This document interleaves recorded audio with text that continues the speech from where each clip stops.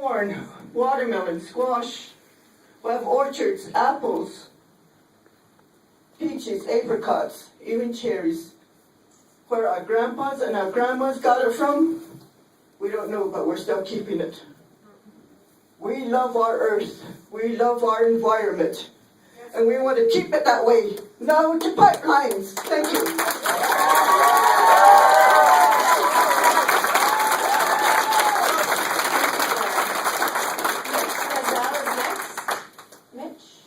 Here comes Mitch. After Mitch, we'll hear from Bob Manson. Bob? Okay, thank you. Good evening. My name is Mitch Busick. I'm a coordinator for MoveOn.org. We've got 31,000 members in the state of New Mexico, and many of them are here.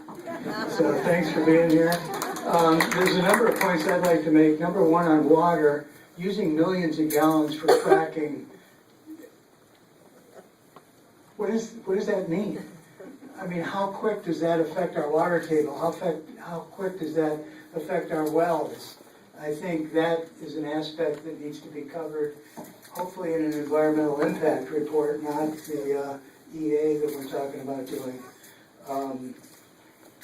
Secondly, what's the content of these fracking fluids? When they do the leasing, when BLM does the leasing, one aspect of that lease should be a required disclosure of what the fracking fluids are.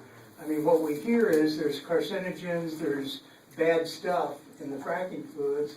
We as the public, and BLM is really the representative of the public, I think, should get to the bottom line of what that is. Third item is, I don't know how many of you saw the documentary Gasland, but that should be required viewing for anybody at BLM that has to do with pipelines or fracking. What was in that film was the damage that's done to wells, to animals, to plants, to really the entire environment. And I guess my question is, do the leases that BLM lets, does it insure against the damages done to individuals, to communities? And after having seen that movie, I doubt that any insurance company would cover the damages to individuals and private entities and communities.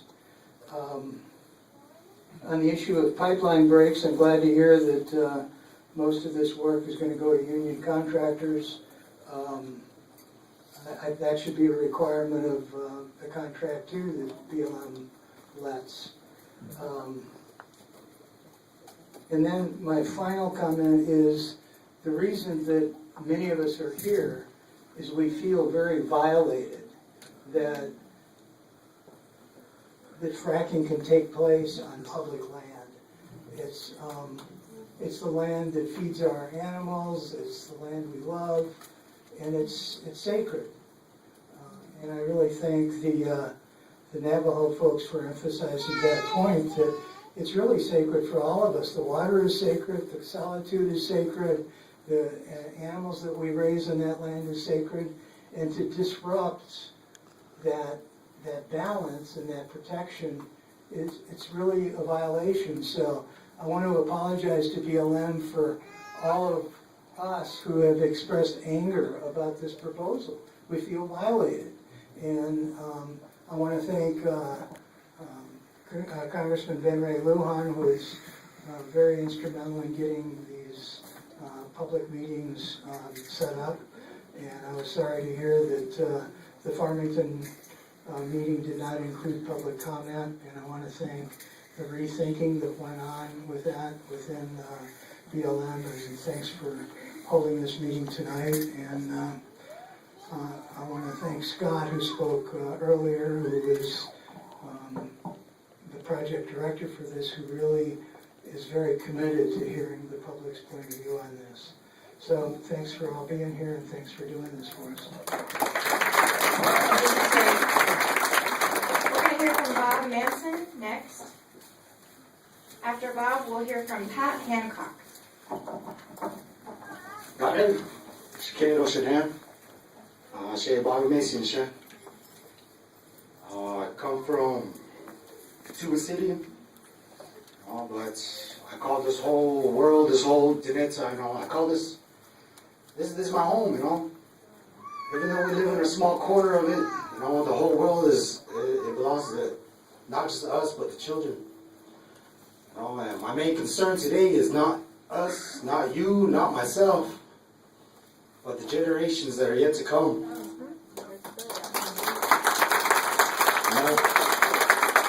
There are many things that they could say today, and I'm pretty sure the main thing they would say is what? What would they say? Exactly, they would say no. There's a lot of things out there that are turning up the environment. This is one of them. How could we be proud? How could we stand here and agree to so many injustices that are going on with the world? The mother is alive today. She's listening to us right now beneath our feet. We stand on a strong foundation, but it's crumbling away. It's crumbling away very quickly. And I want to say that there's alternatives out there, alternative energies. There's alternatives. Why not look into these? Why destroy things that we hold sacred? I'm pretty sure we all hold these things sacred to some degree in our heart. We all pray to the same God out here. We've been called by different names. There's 1,000 religions, but one true God we all pray to. Everyone in the world speaks to the same person. And know that the children are listening too.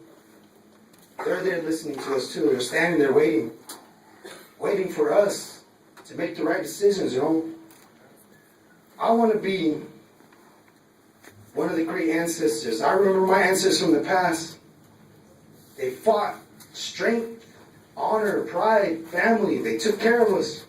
They thought about us many generations ago. They thought about us, who will be here today. And that makes me feel loved, even though there's so much hate in the world. That they thought about me hundreds of years ago, it flatters me.